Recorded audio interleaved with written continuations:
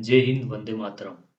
उदाहरण के लिए कपड़े बनाने वाली एक कंपनी का मुख्य अधिकारी कंपनी के कैटलॉग के कवर पेज पर लाल रंग का स्वेटर पेश करने का निर्णय लेता है।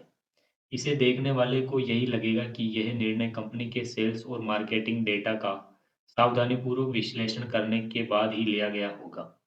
जबकि वास्तव में ऐसा इसलिए हुआ था क्योंकि कंपनी का उपाध्यक्ष अक्सर जापानी फैशन ड्रेसेस के बारे में जानकारी देने वाली वेबसाइट्स को देखता रहता था।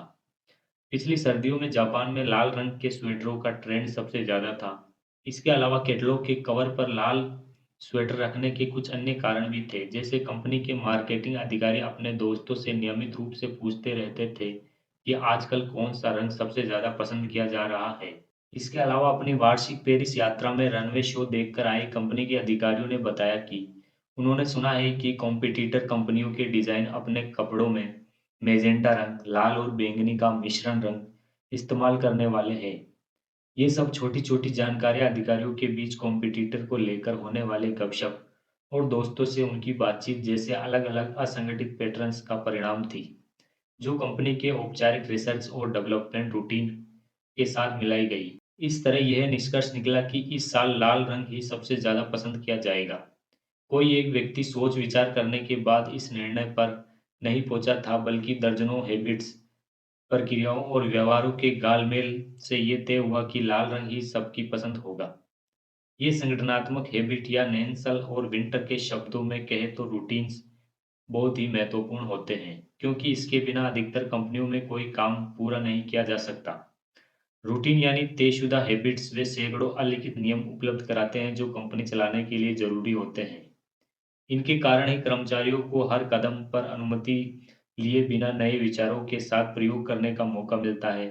रूटीन एक किस्म की संगठनात्मक याददाश्त उपलब्ध कराते हैं, जिससे मैनेजरों को हर 6 महीने में बिक्री प्रक्रिया को नए सिरे से निर्माण करने की जरूरत ना पड़े और कंपनी के वाइस प्रेसिडेंट जैसी कई महत्वपूर्ण व्यक्ति द्वारा अचानक नौकरी छोड़ने पर मैनेजरों को परेशान ना होना पड़े।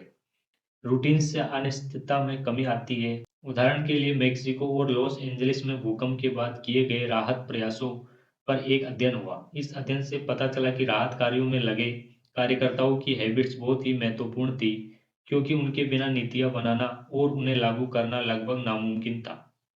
ये कार्यकर्ता लगातार ऐसे संकटग्रस्त क्षेत्रों में काम करते हैं और राहत कार्यों में इस हद तक शामिल होते हैं कि अन्य जिम्मेदारियों के अलावा ये बच्चों की मदद से दो पड़ोसी इलाकों में संवाद स्थापित करने जैसी जिम्मेदारियां भी निभाते हैं। पर रूटीन्स का सबसे महत्वपूर्ण फायदा है कि ये किसी संस्था के दो संभावित विरोधी सोच वाले समूह या व्यक्तियों के बीच भी सर्वसम्मति बनाने में कारगर होते हैं।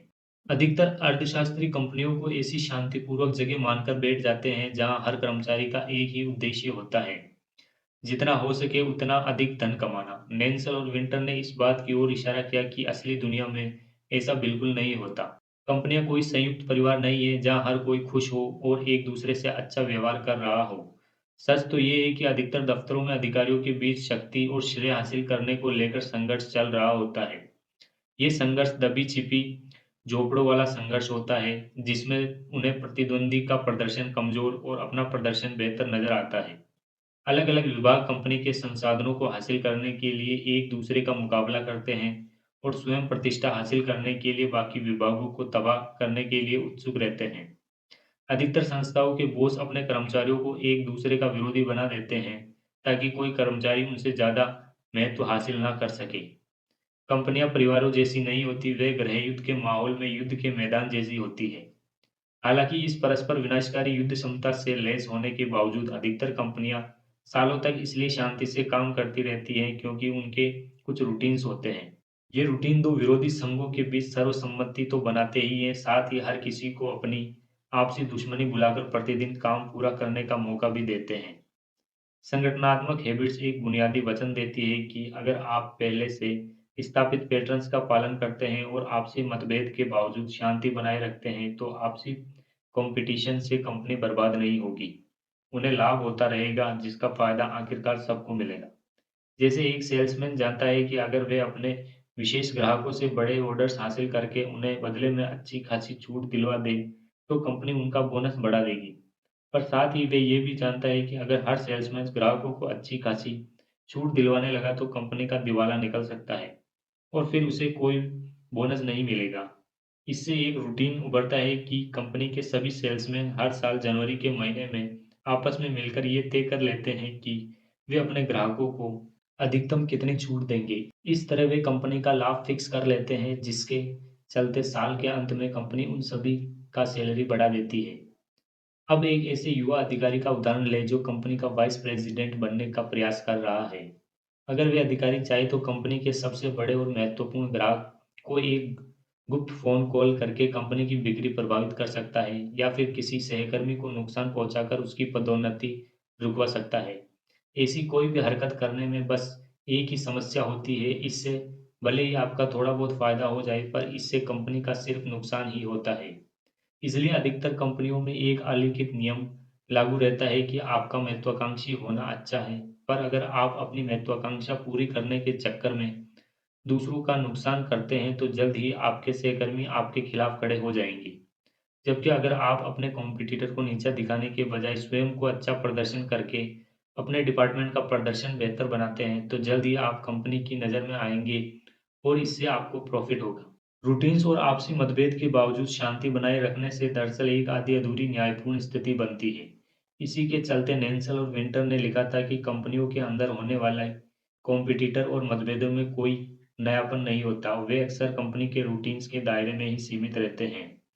कॉम्पिटिटर और मतभेदों के बावजूद कंपनी में जितना काम होना चाहिए उतना काम होता है। इसके साथ ही कर्मचारी एक दूसरे की तारीफें भी कर रहे होते हैं, क्योंकि कोई भी कर्मचारी अपने कॉम्पिटिटर को नुकसान पहुंचाने के लिए कंपनी को नुकसान पहुंचाना नहीं चाहता। आमतौर पर कंपनियों के अंदर रूटीन्स चलते रहते हैं और आपसी मतभेद के बावजूद शांतिपूर्ण कंडीशन बनी रहती है। आपसी कंपटीशन होती है, पर संगठनात्मक हैबिट्स के कारण वे कंपटीशन भी एक दायरे तक ही सीमित रहती है, और इस तरह व्यापार चलता रहता है और कंपनी फलती-फूलती रहती है। हालाँकि कभी-कभी आपसी मतभेद के बावजूद शांतिपूर्ण स्थितियाँ कायम रखना ही काफ़ी नहीं होता, जैसे कि रोड आइलैंड अस्पताल के मामले से पता चलता है कि अस्थिर शांति कभी-कभी ग्रह जितनी विनाशकारी साबित हो सकती है। संभव है कि जिस दिन आपने ऑफिस में पहली बार कदम रखा हो, उस दिन आपको एक हैंडबुक मिली हो, जो अब शायद ऑफिस की ही किसी दराज में पड़ी धूल खा रही हो। इस तरह की हैंडबुक में खर्चों के फॉर्म, छुट्टी लेने संबंधी नियम, बीमा के विकल्प और कंपनी की संगठनात्मक सूचियाँ वगैरह का उल्लेख होता है। इसके साथ ही इसमें स्वास्थ्य रक्षा योजना संबंधी रंगीन ग्राफ, ज़रूरी फ़ोन नंबर, ऑफ़िस का अपना ईमेल, उपयोग करने संबंधी जानकारी और कंपनी द्वारा प्रायोजित सेवानिवृत्ति योजना 401 में नामांकन का तरीका भी लिखा होता है। अब कल्पना कीजिए कि अगर आपका कोई नया सहकर्मी कंपनी में सफलता प्राप्त करने के बारे में आपसे सलाह माँगे, तो आप उससे क्या कहेंगे? आप उसे जो भी सलाह दें, लेकिन आपकी सलाह में ऐसा कुछ नहीं होगा जो उस हैंडबुक में बताया गया हो। बल्कि आप तो उसे कुछ इस तरह की बातें बताएँगे कि कंपनी में कौन भरोसे के लायक है, कौन से विभागों के सचिव की अपने बॉस से भी ज़्यादा चलती है, कंपनी की नौकरशाही में अपना काम कैसे निकालना चाहिए वगैरह। इसके साथ ही आप उसके सामने अपनी उन हैबिट्स का भी ज़िक्र करेंगे जिनकी मदद से आप रोज़ाना अपना काम अच्छी तरह करने की कोशिश करते हैं। आप अपनी काम संबंधी हैबिट्स के अलावा उसके सामने कंपनी के अंदर मौजूद अनौपचारिक पावर स्ट्रक्चर, शक्तिशाली लोगों का आपसी गठजोड़, अधिकारियों के आपसी रिश्तों, गठजोड़ व उनके बीच होने वाले संघर्षों का खाका भी खींच सकते हैं। इसके साथ ही आप अपने नए सहकर्मी को ये बता सकें कि इन्हें सब पहलुओं पर अन्य सहकर्मी क्या सोचते हैं। तो आप उसे ये समझाने में कामयाब हो सकते हैं कि कंपनी के अंदर मौजूद सीक्रेट हायरार्की गुप्त पदक्रम कैसी है। यह जानकारी कंपनी में अपना काम निकालने में उसका सहयोग करेगी और साथ ही दूसरों से आगे निकलने का रास्ता भी दिखाएगी। नेंचल और विंटर द्वारा उल्लेखित रूटीन्स और आपसी शांति बनाए रखने के लिए किए गए समझौते किसी भी व्यवसाय के लिए बहुत महत्वपूर्ण होते हैं। नीदरलैंड की यूट्रेक्ट यूनिवर्सिटी में हुए एक अध्ययन में फैशन की दुनिया में मौजूद रूटीन्स हैबिट्स पर गौर किया गया। किसी भी फैशन डिजाइनर को इस व्यवसाय में बने रहने के लिए एक बुनियादी हुनर की जरूरत पड़ती है। इनमें पहला हुनर है रचनात्मकता और उच्च दर्जे के वस्त्र बनाने की कला। पर इस व्यवसाय में सफल होने के लिए सिर्फ इतना काफी नहीं है। एक डिजाइनर के रूटीन से ही तय होता है कि वे कामयाब होगा या नाकाम। इन रूटीन्स में कई चीजें शामिल हैं, जैसे होलसेलर का माल खत्म होने से पहले ही उससे इटालियन ब्रोथ क्लब कपड़ों का थान हासिल करना, बटन और जीपर कपड़ों में लगाई जाने वाली चेन, ताकने के लिए सबसे हुनरमंद दर्जी ढूंढना और महत्वपूर्ण स्टोर्स में अपने डिजाइन किए हुए कपड़ों को जल्द से जल्द पहुंचाना वगैरह। फैशन का व्यवसाय इतना जटिल है कि इन सभी कार्यों का निपटारा सर्वश्रेष्ठ ढंग से करने वाली कारगर प्रक्रियाओं के बिना इस क्षेत्र में उतरने वाली कोई भी नई कंपनी अपना काम ढंग से नहीं कर सकती। फैशन के क्षेत्र में जैसे ही एक बार किसी कंपनी का काम बिगड़ना शुरू होता है, तो फिर उसे डूबने में ज़्यादा समय नहीं लगता, क्योंकि फिर कंपनी का संचालन सुनिश्चित करने के चक्कर में उसकी रचनात्मकता प्रभावित होने लगती है। किस तरह के फैशन डिज़ाइनरों में सबसे सही हैबिट्स होने की सबसे ज़्यादा संभावना होती है? इसका जवाब ये है कि संभावना उन फैशन डिज़ाइनरों में सबसे ज़्यादा होती है जिन्होंने अपने काम आने वाले लोगों के साथ सबसे कारगर संबंध बना रखे हैं। इसके साथ ही जिनके सहयोगियों और कर्मचारियों ने कार्यक्षेत्र में शांति कायम रखने के लिए आपस में सबसे कारगर समझौते किए हों। कार्यक्षेत्र में शांति कायम रखने के लिए किए गए आपसी समझौते सबसे महत्वपूर्ण होते हैं। आमतौर पर ऐसे समझौतों के कारण ही बाजार में उतरने वाले नए फैशन लेबल या ब्रांड को सफलता मिलती है, जब उनका नेतृत्व करने वालों ने अपनी पिछली फैशन कंपनियों को छोड़ने के बावजूद उनसे अच्छे रिश्ते बनाकर रखे हों। भले ही कुछ लोगों को ऐसा लगे कि नेल्सन और विंटर तो बस कुछ नीरस आर्थिक सिद्धांतों पर एक किताब लिख रहे थे, पर सच ये है कि उन्होंने आखिरकार जो किताब लिखी वह अमेरिका की कॉर्पोरेट दुनिया में अपना अस्तित्व बचाकर रखने की मार्गदर्शिका साबित हुई। इसके अलावा नेल्सन और विंटर के सिद्धांत ये भी बताते हैं कि रोड आइलैंड अस्पताल में इतनी गंभीर स्थिति क्यों बन गई। दरअसल अस्पताल के रूटीन्स ऐसे थे जिससे नर्सों और डॉक्टरों के लिए एक असहज शांति की स्थिति निर्मित हो गई। उदाहरण के लिए सफेद रंग के वे बोर्ड जिनमें नर्सों ने डॉक्टरों के नाम अलग-अलग रंगों में लिख रखे थे और वे चेतावनियां जो नर्सेस एक दूसरे को गुपचुप तरीके से देती रहती थी, ये सब ऐसी हैबिट्स थी जिनके जरिए कार्यक्षेत्र में शांति कायम रखने के लिए कुछ बुनियादी समझौते बनाए गए। इन नाजुक समझौतों से सुनिश्चित किया गया कि अधिकतर समय अस्पताल का काम बिना किसी रुकावट के चलता रहे। पर वास्तव में कार्यक्षेत्र में शांति कायम रखने के लिए हुए समझौते तभी कारगर साबित होते हैं जब वे वास्तव में न्यायपूर्ण हो। अगर ऐसा कोई भी समझौता असंतुलित है, जैसे आपस में वास्तविक शांति की जगह आपसी चुप्पी होना जो दरअसल नकली शांति है, तो वहाँ के रूटीन्स अक्सर उसी समय असफल साबित होते हैं जब उनकी सबसे ज़्यादा ज़रूरत होती है। रोड आइलैंड अस्पताल में सबसे महत्वपूर्ण मुद्दा यह था कि सिर्फ नर्सेज ही कार्यक्षेत्र में शांति बनाए रखने के लिए समझौते की कोशिश कर रही थी। वे नर्सेज ही थी जो मरीजों को दवा देने से पहले कम से कम 2 बार उनकी जाँच कर रही थी और अपनी ओर से अतिरिक्त प्रयास कर मरीज के चार्ट में हर चीज़ को स्पष्ट ढंग से उल्लेखित कर रही थी। ऊपर से इन्हीं नर्सों को तनावग्रस्त डॉक्टरों और सर्जनों का दुर्व्यवहार झेलना पड़ता था। यही नर्सेज मिलकर अच्छे स्वभाव वाले सर्जनों को दुर्व्यवहार करने वाले सर्जनों से अलग श्रेणीबद्ध करती थी, ताकि अस्पताल का पूरा स्टाफ इस बात को लेकर जागरूक रहे कि कौन-सा सर्जन ऑपरेशन थिएटर के अंदर आपके सुझाव सुनेगा और कौन-सा सर्जन आपके मुँह खोलते ही बरस पड़ेगा। अधिकतर डॉक्टर तो नर्सों के नाम जानने तक में रुचि नहीं दिखाते थे। अस्पताल की एक नर्स बताती है कि वहाँ हमेशा डॉक्टर ही प्रभावी होते थे। सारा नियंत्रण उन्हीं के पास रहता था, जबकि हम कमज़ोर थे और अपने मुँह पर ताला जड़कर बस किसी तरह अपना अस्तित्व बचाने के लिए संघर्ष कर रहे थे। रोड आइलैंड अस्पताल में शांति कायम रखने के लिए हुए समझौते एक तरफ़ा थे, इसलिए जब भी कोई महत्वपूर्ण क्षण में जैसे ऑपरेशन थिएटर में मरीज को सर्जरी का पहला चीरा लगाते समय किसी नर्स के टोकने या कुछ याद दिलाने से डॉक्टरों के वे रूटीन्स बिगड़ जाते जो दुर्घटनाओं को रोक सकते थे।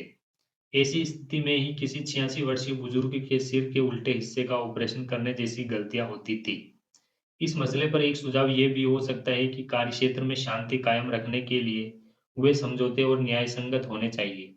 यानी अगर अस्पताल प्रशासन ये स्पष्ट कर दे कि किस मौके पर नेतृत्व करने का अधिकार किसके पास होगा, तो अस्पताल के स्टाफ के बीच शक्ति का संतुलन स्थापित हो जाएगा, जिससे डॉक्टर और नर्स एक दूसरे का सम्मान करने के लिए मजबूर हो जाएंगे। यह एक अच्छी शुरुआत हो सकती है, पर दुर्भाग्य से सिर्फ इतना काफ़ी नहीं है। एक सफल संस्थान चलाने का अर्थ सिर्फ शक्ति का संतुलित बंटवारा करना भर नहीं है। एक संस्था को सफलतापूर्वक संचालित करने के लिए यह ज़रूरी है कि उसके लीडर्स अपने अंदर ऐसी हैबिट्स विकसित करें, जिनसे संस्था के अंदर एक सच्ची और संतुलित शांति स्थापित हो। इसके साथ ही विरोधाभासी ढंग से ये भी पूरी तरह स्पष्ट हो जाए कि नेतृत्व करने का अधिकार किसके पास है। 43 वर्षीय फिलिप ब्रिंकेल लंदन की भूमिगत परिवहन सेवा लंदन अंडरग्राउंड के कर्मचारी थे। नवंबर 1986 की एक शाम को वे क्रिंग्स क्रॉस सबवे स्टेशन के गुफानुमा मुख्य हॉल के अंदर काम में व्यस्त थे। एक यात्री जो अपने लिए टिकट खरीदने आया था, उसने फिलिप को बताया कि उसने पास ही लगे एक एस्केलेटर स्वचालित सीढ़ियों के निचले हिस्से में एक जलता हुआ रुमाल देखा है। प्रिंस क्रॉस लंदन का सबसे बड़ा, सबसे श्रेष्ठ और सबसे व्यस्त सबवे स्टेशन है। ये ढेर सारे एस्केलेटरों, गलियारों और सुरंगों की भूल-भुलैया जैसा है। इनमें से कुछ गलियारे और सुरंगें तो 100 साल से भी ज़्यादा पुरानी हैं। इस स्टेशन के एस्केलेटर न सिर्फ अपने विशाल आकार के लिए जाने जाते हैं, बल्कि इसलिए भी मशहूर हैं क्योंकि ये बरसों पुराने हैं। इनमें से कई एस्केलेटर लकड़ी के पट्टों और रबर के हैंडलों से निर्मित किए गए हैं। दशकों पहले भी लंदन में एस्केलेटर इन्हीं चीज़ों से बनाए जाते थे। इनमें से कुछ एस्केलेटर जमीन से 5 मंजिल अंदर तक जाते हैं। क्वींस क्रॉस की 6 अलग-अलग रेल लाइनों से हर रोज करीब 2.5 लाख यात्री गुजरते हैं। शाम को जब स्टेशन पर सबसे ज़्यादा भीड़-भाड़ होती है, उस समय यहाँ टिकटिंग हॉल में इतने लोग होते हैं कि उन्हें संभालना मुश्किल हो जाता है। स्टेशन की छत इतनी बार रंगी जा चुकी है कि उसका रंग अब किसी को याद नहीं है। इसी छत के नीचे सैकड़ों यात्री हर शाम टिकट लेने की जिद्दोजहद में लगे होते हैं। फिलिप ब्रेंकल को उस यात्री ने बताया कि जलता हुआ रुमाल जिस एस्केलेटर के निचले हिस्से में पड़ा है, वे स्टेशन का सबसे बड़ा एस्केलेटर है जो पिकाडिली लाइन की ओर बना हुआ है। ये जानकारी मिलते ही ब्रेंकेल फौरन अपनी सीट से उठे और उसी एस्केलेटर के नीचे उतरकर जलते हुए रुमाल के पास पहुंच गए। फिर उन्होंने एक पत्रिका लेकर उसे गोल-गोल मोड़ा और उससे पीटते हुए आग को बुझा दिया। इसके बाद वे अपनी सीट पर वापस लौट आए। ब्रिंकेल ने इससे आगे कोई जाँच नहीं की। उन्होंने ये पता करने की कोशिश नहीं की कि जलता हुआ रुमाल वहाँ पर कहाँ से आया। उन्होंने ना तो किसी सहकर्मी को इसके बारे में बताया और ना ही अग्निशमन विभाग को इसकी सूचना दी। इस तरह की समस्याओं को सुलझाने के लिए एक अलग से डिपार्टमेंट था। ब्रिंकेल अच्छी तरह जानते थे कि आग बुझाना उनका काम नहीं था और अगर उन्होंने इस पर ज़्यादा जोर दिया, तो इसे दूसरे के वर्किंग फील्ड में दखल देने की तरह भी देखा जा सकता है। अगर उन्होंने ये पता भी कर लिया होता कि जलता रुमाल स्टेशन के अंदर कैसे आया, तब भी उन्हें ये नहीं पता था कि इस इन्फॉर्मेशन का उन्हें क्या करना चाहिए। लंदन अंडरग्राउंड के स्टेशनों में किसी भी डिपार्टमेंट को कोई जानकारी पहुंचाना एक मुश्किल कार्य था, क्योंकि जब तक आपने अपने वरिष्ठ अधिकारी से सीधी अनुमति ना ली हो, तब तक आप कुछ नहीं कर सकते। लंदन अंडरग्राउंड के रूटीन्स हर कर्मचारी को मालूम थे, जिनके अनुसार आप किसी भी स्थिति में एक स्टेशन के अंदर ऊंची आवाज में इस बात की घोषणा नहीं कर सकते कि स्टेशन के अंदर कहीं आग लगी हुई है, क्योंकि इससे यात्रियों के बीच अफरा-तफरी होने का खतरा था। धन्यवाद। जय हिंद, वंदे मातरम।